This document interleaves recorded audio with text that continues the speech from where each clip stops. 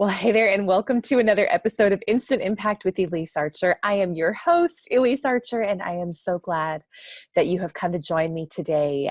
This is where we talk about how to build an influential personal brand and a world-class network in less time. And so if you are new here on the show today, welcome.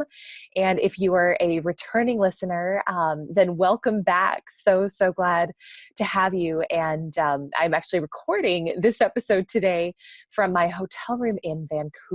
So I should clarify, I'm recording the intro to this episode from my hotel room in Vancouver. I am on a trip with a coaching program that I'm a part of. Have never been to Vancouver. So as soon as I record this, I'm about to hop out and go explore the city for a little bit here. Very cool city. And I love that it is not quite as humid as Atlanta. So my hair is cooperating for a change and I'm excited for that. So I'm going to take full advantage. But it's interesting that I'm here for a coaching program because the conversation that I have with you on the podcast today is a conversation with a woman who has been my personal coach off and on for years. And her name is Annelies Gentile. And she is a transformational life coach, and she has really helped me up-level a lot of different areas of my mindset, of my habits, of my life. And when I recorded this episode with her, she had just recently published her new book, From Chaos to Calm, Leading Change from the Inside Out. And part of what I love about this conversation is that if we are going to have a bigger influence in our space, right? Which is what really personal branding is about, is how can we create influential thought leadership in our space? How can we change the conversation? How can we build a stronger reputation in our space? If we're going to do any of those things, then we have to be solid from the inside out. And regardless of where you're at in your career or your life, things will come up that will rock you, and things will come up that will be challenges. And in Annelies's book, she calls those things kind of the chaos of our lives. And I think a lot of us have never really been taught, well, how do we handle that and navigate those situations seamlessly? How do we navigate those situations in a way where we're still in control, where we feel really good about how we showed up? And so part of what I love about this conversation is it's really about the deep inner work that needs to be done if you're going to make your biggest impact in the world. And so we go deep in this one. Annelies actually does some live coaching with me, so you'll get to hear a little bit of what that sounds like, which I think was fun and hopefully enlightening for you. So I can't wait to share this with you. And also, before I share the interview, I just want to share with you guys and remind you, some of you have probably already seen the live event that my team and I at Brand Builders Group are hosting August 1st and 2nd called Finding Your Brand DNA. But if you have not, this is your chance to go check it out before the event fills up. So August 1st and 2nd, Nashville, Tennessee, we are hosting a 2-day immersive experience all about how to get clarity on the next level of your personal brand. What is it and how are you going to execute it? We have had several of these events now since we launched them last year. And I will say at these events, there are tears, there are extreme epiphanies, there are tears in a good way. Like, people are realizing what they are called to do, or how maybe they come in and they're clear on what they're called to do, but they're not sure how they're going to get it out into the world. And the event helps them become clear on that. So it's an incredible 2-day experience. It's transformational. If you are someone who is looking to build a stronger personal brand, but you feel unclear about what that is or how to get there, I really want to encourage you to come join us in Nashville. You can find out more about the event if you go to ea.event.thebrandbuildersgroup.com. Again, that's ea.event.thebrandbuildersgroup.com. You can find out more about it there. Seating is limited to 50 people. We just started talking about this about 2 weeks ago, and we're already filling up. So if you want to come join us there, grab your seat. And I would love to meet you in person in Nashville. So without further ado, I am so honored to bring to you my dear coach, mentor, and friend, Annelies Gentile. Annelies, welcome to the Instant Impact Podcast. I'm so glad to have you. I'm so glad to be here. Thank you so much for inviting me, Elyse. It's such a treat. And it's a treat to meet all of you out there. Hello.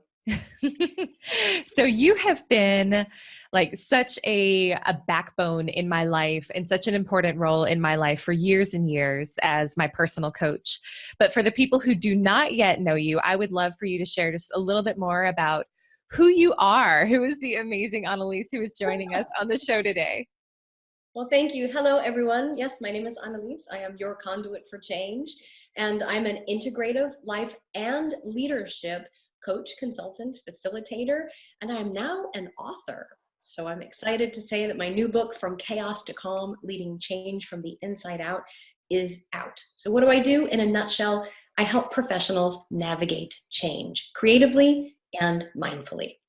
Mhm. Yeah. And it is, I mean, I would say this, whether you were on the show or not, the book is amazing. I've been using it just like a workbook, like I told you about in the pre-chat, to kind of just think about where chaos is happening in my own life, where I see it happening in my clients' lives, and how we can move from that to calm. So I want to take a little bit of a different approach with you in this conversation than I've had with a lot of my other guests. So typically in these conversations, I'm talking with people about how to initiate new relationships and how to build new business relationships. But one of the things that I think we are all aware of is love it or hate it.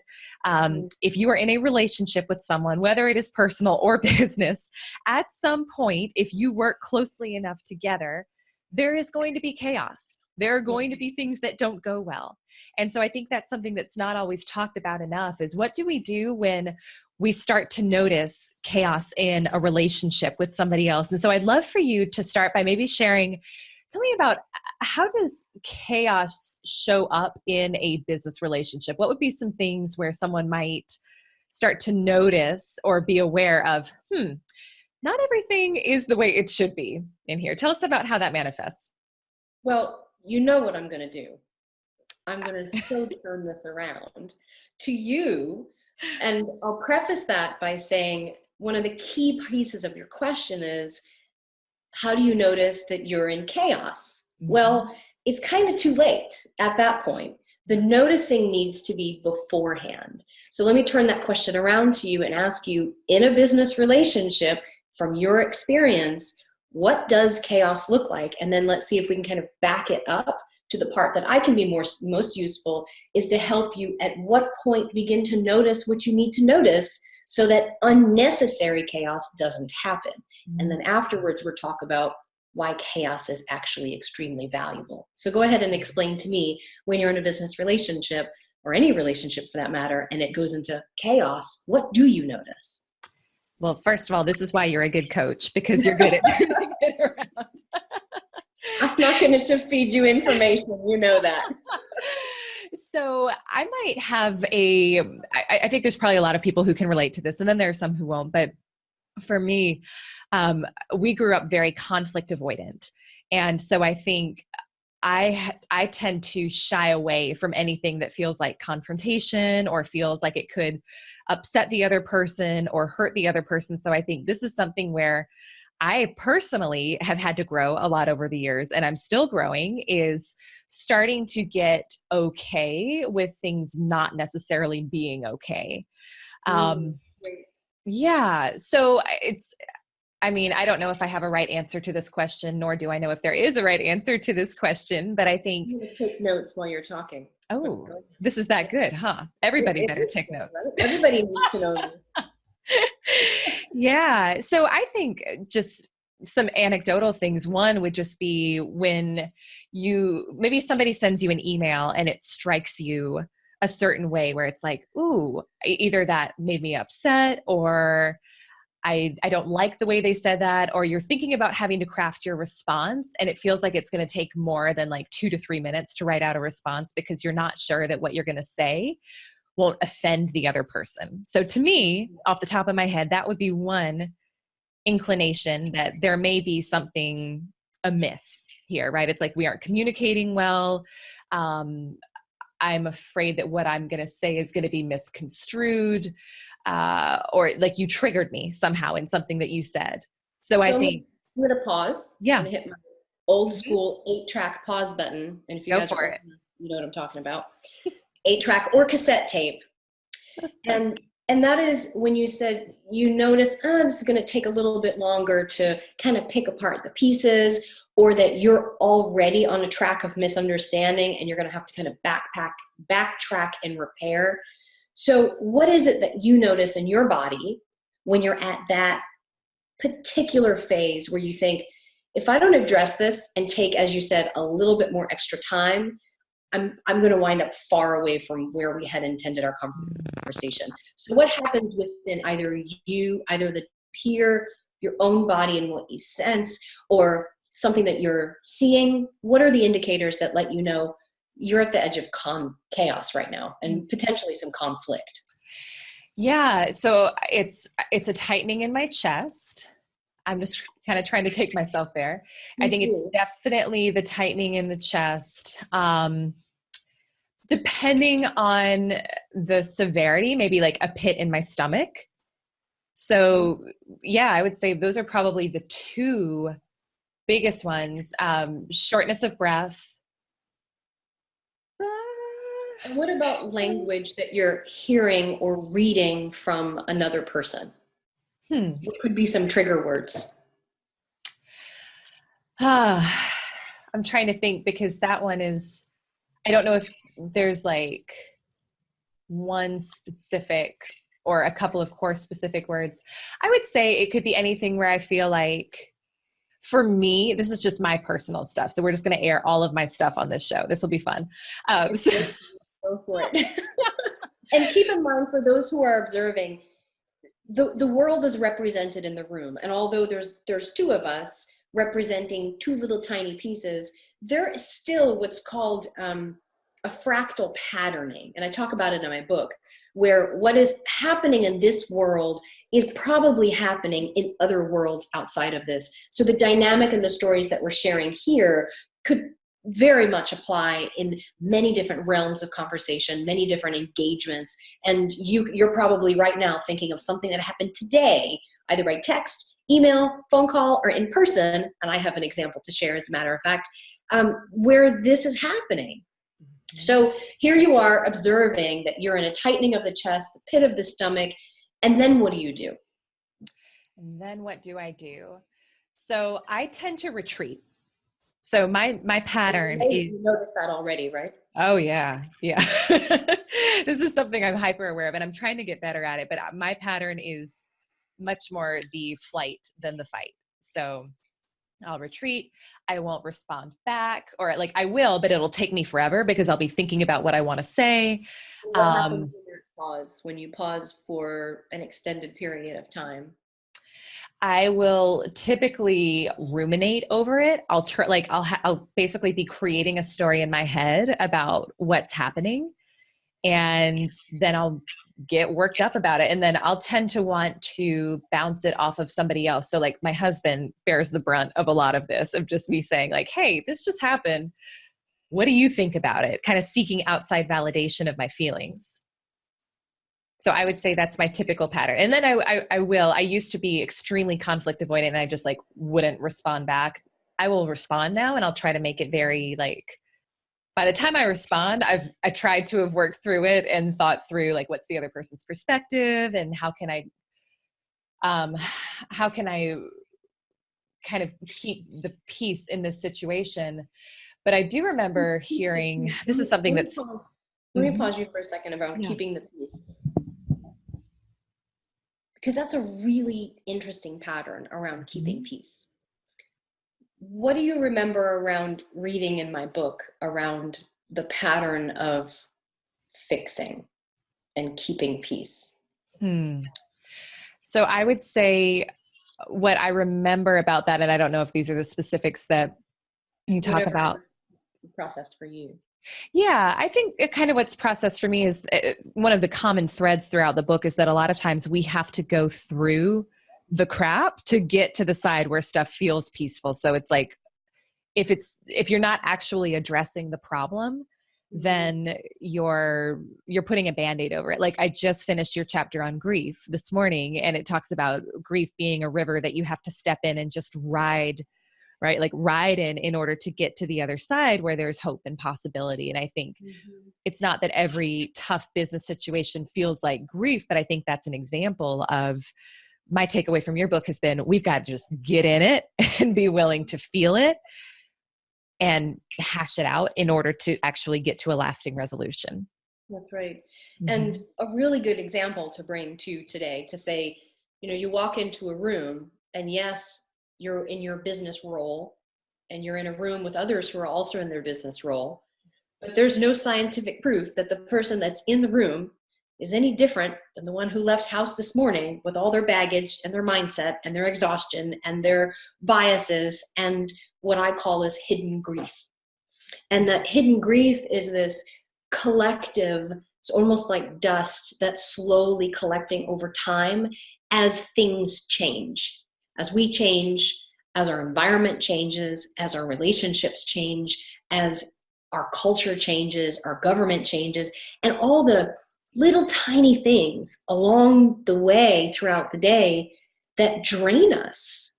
If you don't take stock and notice what's happened, you come into that space in the office and all that stuff is right there with you.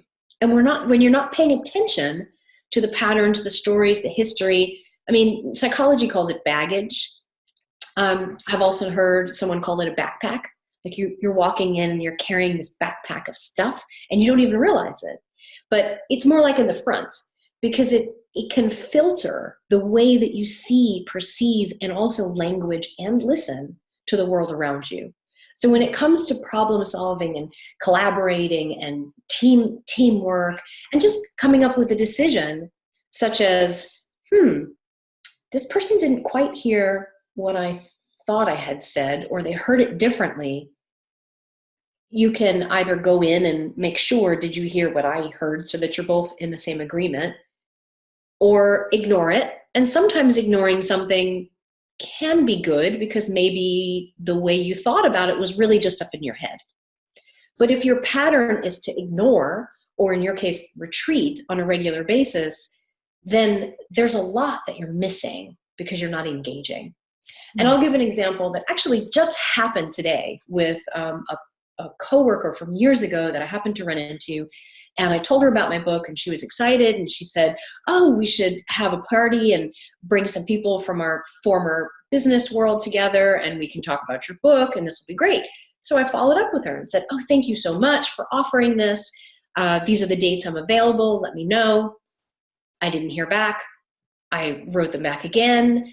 They said, oh, I'm so excited.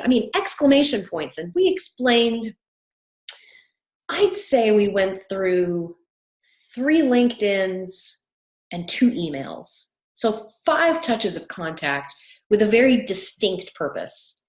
And then out of the blue, I get an email that says, well, this is not what I thought it was. We must have had crossed wires.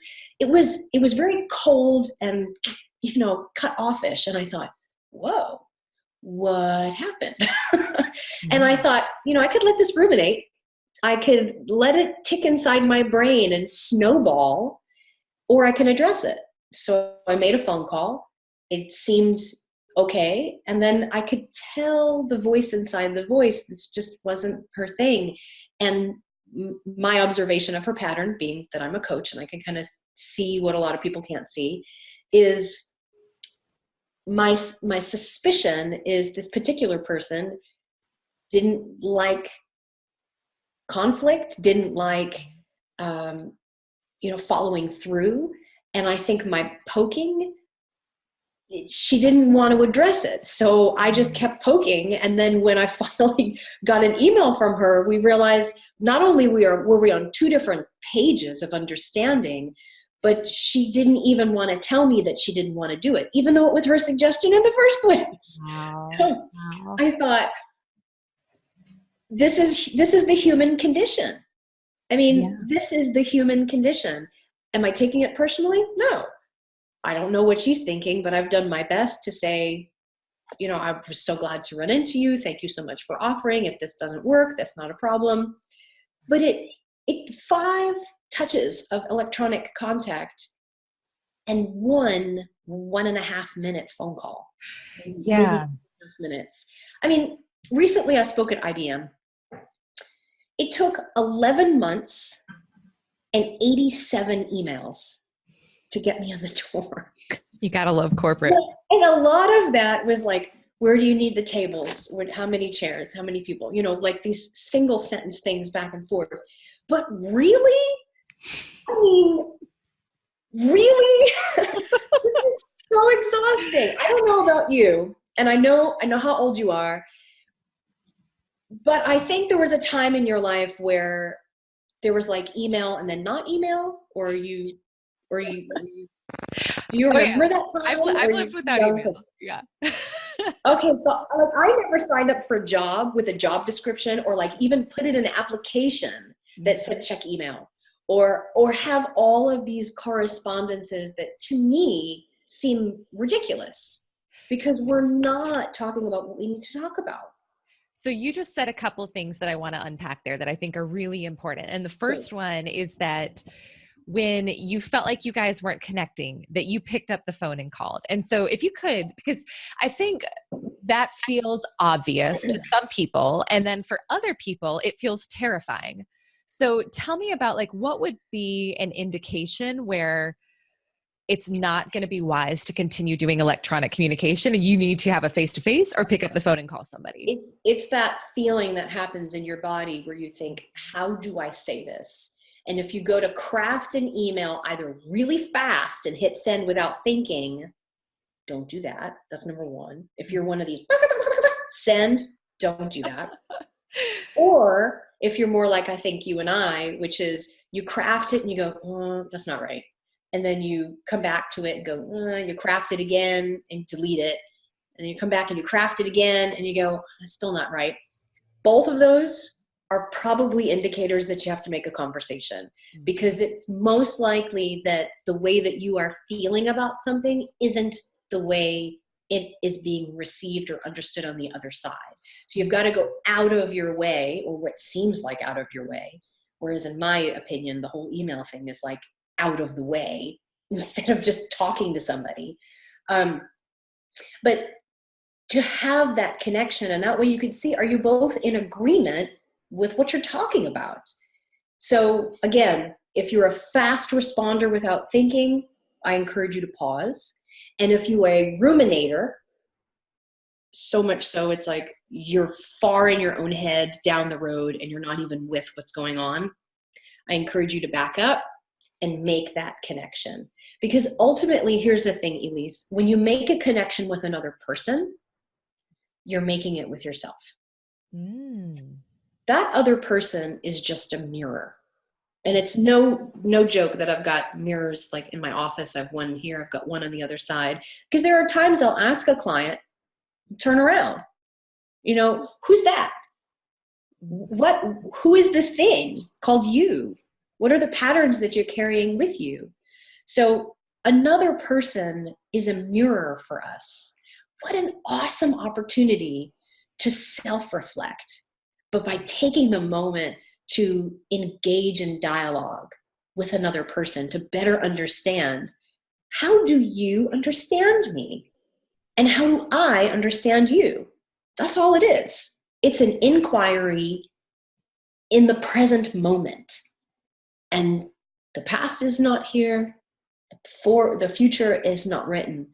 This is all there is. What an opportunity to investigate presence. I love that. So how does somebody not take it personally when someone hits them the wrong way with what they said? Or here's my card. Yeah, so call Annelies. Call me. And we'll work through that. So before their first call with you, when they're desperate to still figure out how to not take it personally. I think the first thing is noticing. I mean, it is literally outside of the description of my book about this book. The first chapter is noticing. What do you notice? And if you notice that you are assessing another person or the situation, judging another person or a situation, blaming another person or a situation, most likely you're taking something personal. And 99% of the time, it's unnecessary. It is unnecessary. It's a waste of energy. It's a waste of resources. And quite frankly, it's a waste of your imagination, because there's so much more that you can do with your imagination and creativity than spin it on false storytelling in your head about yourself or about someone else or about this thing that happened between you. Take a pause, work with someone who's experienced to help you get over yourself, and process it. Process it in a way that makes sense and learn from it. Be willing to be curious and creative and come to your edge and just dance at the edge. I always say creativity resides at the edge of chaos. But you can't access that if you don't know you're living in it or cultivating it, or that chaos is actually a very useful tool for the expression of life to occur. Let me say that again. Chaos is necessary for life to occur. Something must transition and die off and wither and its energy be utilized so that something new can move and grow and then take us into the future. So when we're at the edge of chaos, it's because we're at a breaking point. Something that is now not as clear as it used to be. We're overwhelmed by information. We're concerned. We don't know which way it's going. It's very sticky and edgy. And then it's going to change and it's going to release. And so you can either go with that release and then use it for the next thing, or be kind of taken down with it. And quite frankly, at the end of the day, trigger events, which are unknown, like unexpected trigger events, like let's say a company that is getting absorbed and then merging, and people are losing their jobs, or situations around their team and their boss is changing or their position is changing. That was an unexpected trigger event that could cause a lot of upset, or it could be used as an opportunity to see what can you contribute to this change. But if you're so dead set on what was, and you don't have the tools to process the grief around the change, then you can't move forward. And it's like being in a sailboat with your anchor lodged in the ground. The wind is blowing, the winds of change are blowing, and you can't take your ship anywhere. You're just listing to one side as the wind is blowing you over, and you're wondering, what's going on? So understanding that you're tethered is important, and then understanding, well, how do you pull up your anchor? Are you really ready to let go of some things? And that's a process. So you bring up something that really struck me from the book, and I'm remembering it as you talk about it, and I think it would be worth spending some time on, is just the kind of the paradigm of control versus going with the flow. And so for those of us who like to be in control, right? When I think about a lot of people who would consider themselves successful entrepreneurs or executives, like probably, not always, but often, a lot of the success they've had is from being able to be in control of their environment, of themselves, of their situation. What I hear you saying is that one of the keys to success, though, is being able to relinquish some control. So can you talk a little bit about how do I know when I need to just give up control and go with the flow, versus trying to kind of keep things together and maybe piece back together the pieces? How could I know what to do in those situations? What's interesting is just the phrase that you used, I don't believe I've ever used in the book, which is to relinquish control. Mm-hmm. And that seems to be even bringing up a little something for me around, what is control? And in my view, we have some control, but overall we don't. So a piece of it is, what's a better word?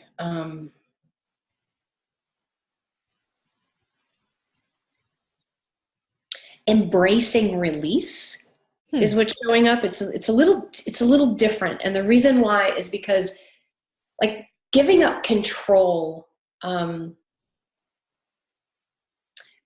it's just like you're holding a rope and that one rope is sustaining you and you're like, I'm just going to give up control.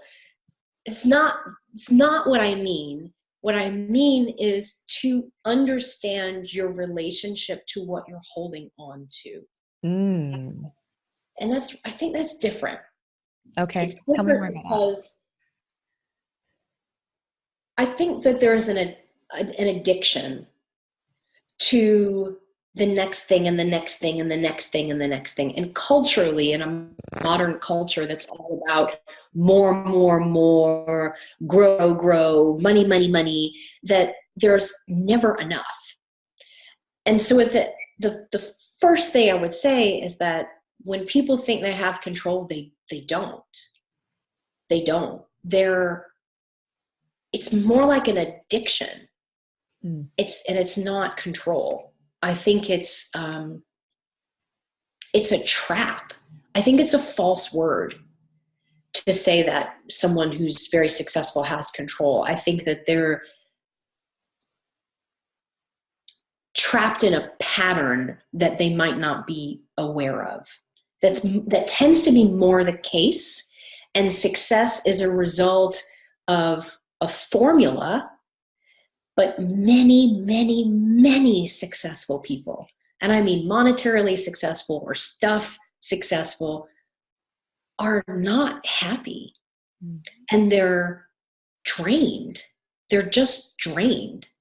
And it's because they're on this perpetual wheel of the next thing.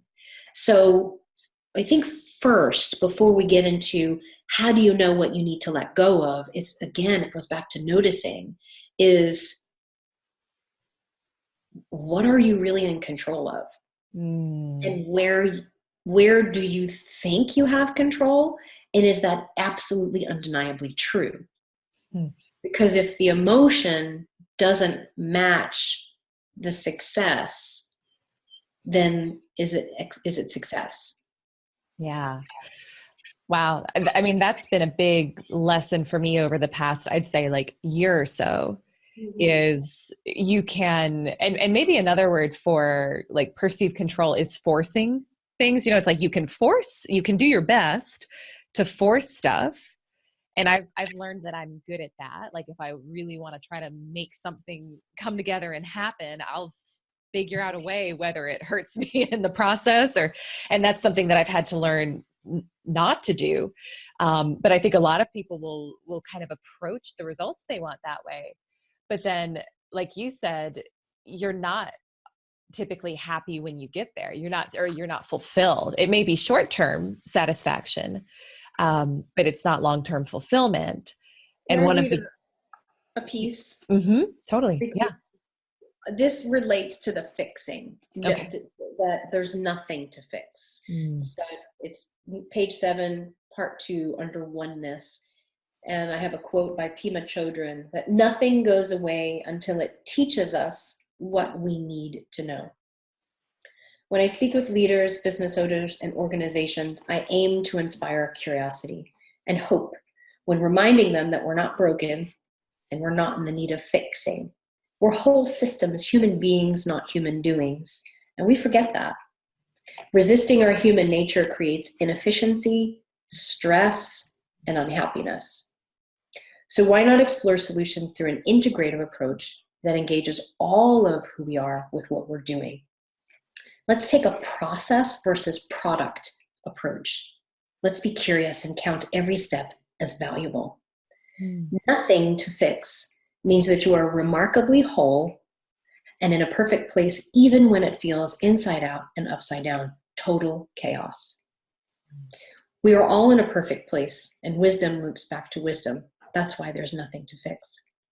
Now, nothing to fix doesn't mean to be ignorant of important tasks or abandon values or wear rose-colored glasses on your way through life. It simply means to have a perfect place, regardless how painful, hard, tragic things may seem. The moment of chaos is merely an experience on its way to become the next thing that is bound to form itself into order all over again. Think of it as the space between notes. Mm-hmm. Yeah, I think to me, that was one of the biggest mindset shifts that this book has helped me have so far, is just learning that you said it before more eloquently, but it's like creation always happens within chaos, right? Like something, when you have those moments where you're like, where did this go awry?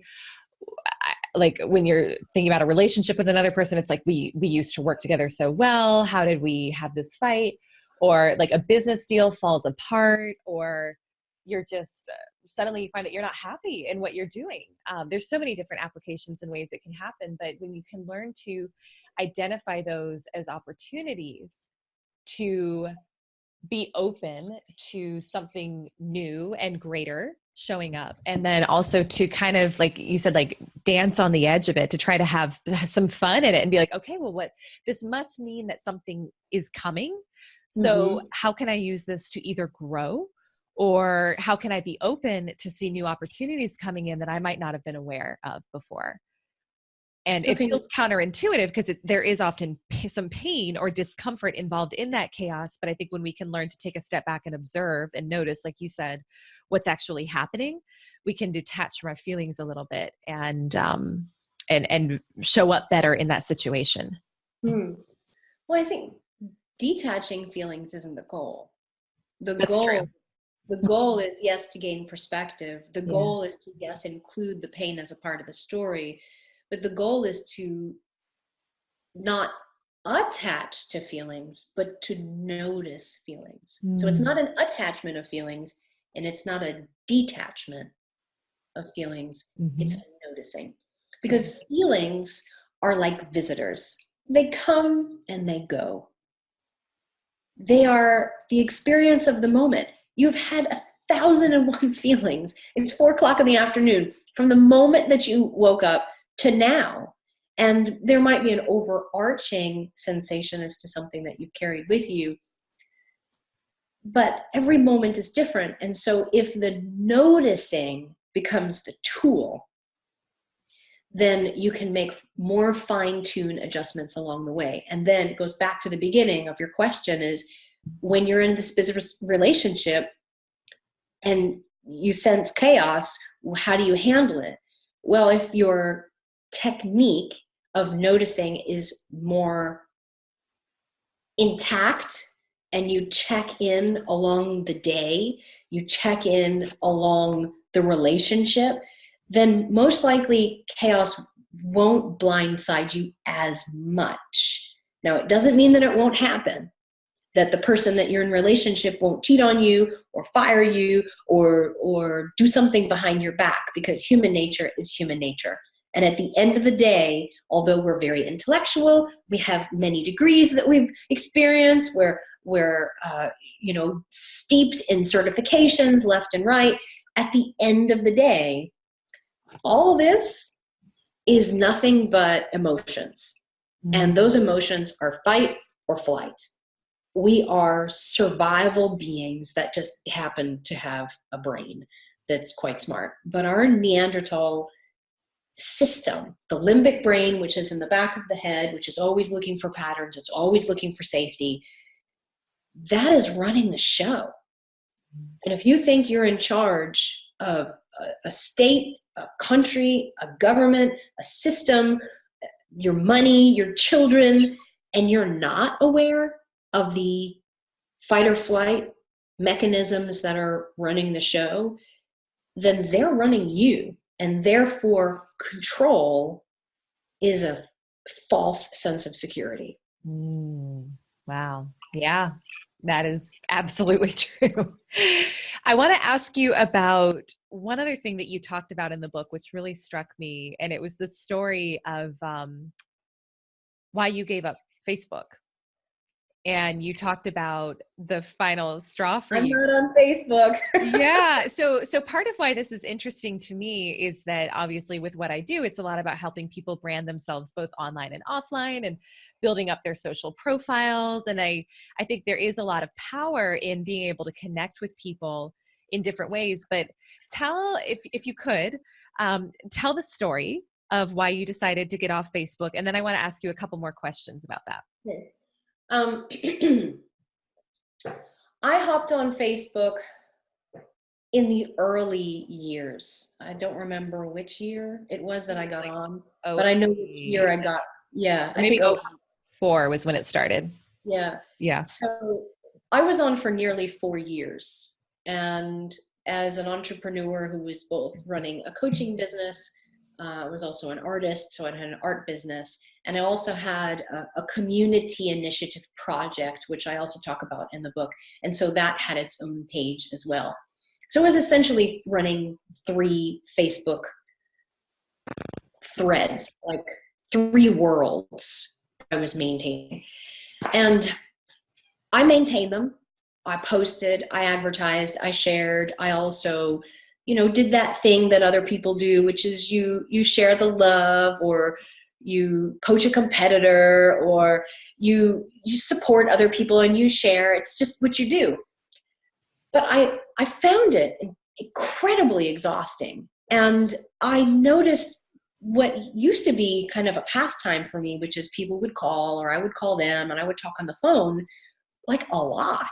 Like all day I was talking to either customers or clients or potential customers and clients or friends. And this was a personal thing that happened that was kind of like the last straw for me. But I happened to have a birthday, and it was, like I said, about 4 years after I'd been on Facebook, and I didn't get one phone call. I think I got a card from my mom, but I didn't get any calls, and I got 187 birthday Facebook loves. And I don't know, I must have had like maybe 4,000 or 6,000 followers at the time, and I thought, I don't like the way I feel. Like, I am so lonely. And I don't mean to say like, oh, the birthday is the end all be all, but it happened to just strike me in such a way where I thought, who are all these people who are wishing me happy birthday, but you're not going to call and say, hey, can I take you out for a coffee? Or can I give you a hug? I mean, there was a time years ago where I used to have a relationship with someone that was in the service, and he was in Iraq. Mm-hmm. And my family had gone through a lot of change, and so I was very much by myself. And I missed being touched. I missed being hugged. I missed having a human connection. And there were days and days and days and days and weeks that would go by where I didn't touch nor talk to another person. Mm. And this kind of reminded me of what was being perpetuated by this online engagement is I was spending a lot of time fanning relationships with a lot of people. I was no longer deepening relationships with ones that I thought really mattered.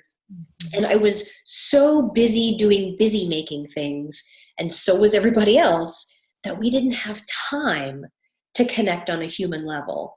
And I was first sad, and then I was furious. And then I just shut my account. I just stopped. Now, mind you, I'm a kind of radical thinker. I don't even have a television. I haven't had a television since 1992. And I worked in the television, film, and theater industry. Mm-hmm. Now, another reason why I don't have these things, and why I really think that some of the social media stuff is kind of detrimental, is I know what happens in the production backstage. And it's all about manipulation. It's all about manipulation. Manipulating people, manipulating messages, manipulating decision-making. And again, it goes way back to the limbic brain and the fact that we're being run by our fight and flight mechanisms. And if we're not noticing, then we're not aware of what's working behind the scenes. And if you've ever seen The Wizard of Oz with the the little guy behind the curtain who's supposed to be the great big powerful Oz, but he's just little weak being behind a little green curtain. That's kind of like how we are. And if you're running multiple lives online and you're stoking those without truly deepening a human connection with a phone call, with a handwritten note, with a video connection like this, then you are slowly slipping away from what the human condition needs, which is community. And we can't connect to empathy, compassion, understanding, or even gratitude if you don't remember that you are a human being, not a human doing, and that you are a part of a human collective. And you're just one piece of a larger story. And so my whole book, From Chaos to Calm, Leading Change from the Inside Out, is personal story, part philosophy, and part guidebook to help you remember you're a human being, to help you remember that professionals are people too, and that when you're going through change, it's not the end of the world, although it feels like it. And then there are other times where we create situations that become the end of the world because we're simply not paying attention. And I'm as guilty as anybody else. I've been in relationships I didn't need to be in and kept going until it was too late. I've made decisions about other relationships, about business, about my body. And the thing is, this is how we learn. This is how we learn. So I urge you, and I appreciate you taking this time in this space and this invitation for people to notice. Just notice. Can we do an activity? Do we have time for that? We have time for an activity. Yeah, let's wrap up with an activity. All right. So activity. I'm nervous of what you're going to do. All of you out there, before I do this, first of all, how do you feel in your body? Do any adjusting you need to do in your seat, or if you're standing. Just take a breath. I want you to take 3 deep breaths with me. So inhale through your nose and exhale through your mouth. And take another deep breath. Inhale through your nose. And breathe in through your belly, not your shoulders. When you get to the top, hold it. Breathe in a little more. And then exhale. And exhale it all out. And then take another deep inhale. Really expand it. When you get to the top, pause for just a moment. Inhale a little bit more. Pause. And then exhale. And let it all out.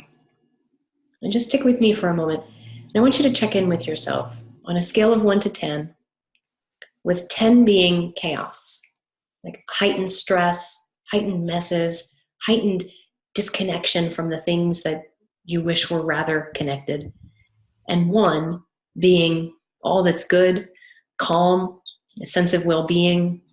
On a scale of 1 to 10, with 10 being chaos and 1 being calm, can you calculate? Can you measure your stress? And just give it a number. Just give it a number just for a moment. And I want you, invite you, to take away the 3 tools that we've just engaged. And the first one we've talked about is noticing. So as we're pausing here, and it doesn't have to be long, we just took 3 breaths. In 3 breaths, you can pause and notice. How do you feel? Do you need to adjust your body? Is your mouth dry? Do you need a sip of water? I did. Are your shoulders tense? Do you need a couple of shoulder rolls? Is your hair in your eyes? Little tiny things. Do you need to go to the bathroom? How many times do we do one more email, one more face thing, one more call, one more blank, and really, you really have to go to the bathroom? Just pause and go. And please don't take your phone with you. I'm so bad at that myself. But I literally just thought about that today. I was like, why do I need my phone in the bathroom right now? I don't know. I never took the phone with me before when it was on a cord, but now it's on this thing and I take it with me everywhere. So give yourself permission and do so at these times in your day. When you go to the bathroom, it's a great time to slow down, take 3 breaths, check in. What do you need? When you're drinking, preferably water, a lot of it, pause. Put your drink to your mouth. Breathe. Exhale. You don't have to do anything else. But these tiny, tiny little breaking points throughout the day that you need anyhow, pee, drink, readjust your body, can be openings to quantify on a scale of 1 to 10, how stressed are you? And then what might you need to do? Now, in my book, I have a whole chart around the chaos to calm stress scale. And you can fill it in if you buy the Kindle version, which should be out soon. It's still not out yet, but it should be out soon. It'll probably be out by the time this airs. Okay, that'll be great. So you can fill this in, but the Kindle version, I think there's a fillable version. And I even have in here my own descriptions, because I explain on a scale of 1 to 10, with 1 being calm and 10 being chaos, what are the experiences that I experience in both my internal world and my external world. So this is not just a scale that is linear. It also has depth and height. And so here's the 3 nuggets. I'm going to rephrase them again. What's the word? I'm going to repeat them again. I don't know. I don't know. I'm having like a record scratch moment. So here's the 3. 1, notice. Just pause. Notice. No judgment. Even if you're in a dialogue with another person and your brain is like, you're not listening to them, pause. Notice. Take 3 breaths. 3 breaths will change your entire chemistry from fight or flight to homeostasis and give you a little bit of lead room for this brain, the one that's evolved, to make some mindful decisions. And the final is to calculate on a scale of 1 to 10, how stressed are you? Because that will help you better understand, are you moving into, or have you already hit, chaos? And when you notice that, back to number 1, then you can do something. And whether it's relationships at work, relationships at home, relationships with your kids, relationships with your ideas, your vision, and also your past, you can better address it. And here's the thing around business. We're people. And whether we have a passion for helping others and we start our own business and work our tails off, or you just have to pay the bills and your passion is to take care of your family and you're working for somebody else.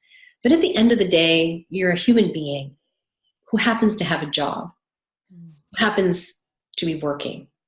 So if you better understand what it is about you that you're bringing to the table, then you can better craft your work, whether you love it or not quite love it, so that it's more meaningful, more purposeful, and you can find moments of gratitude.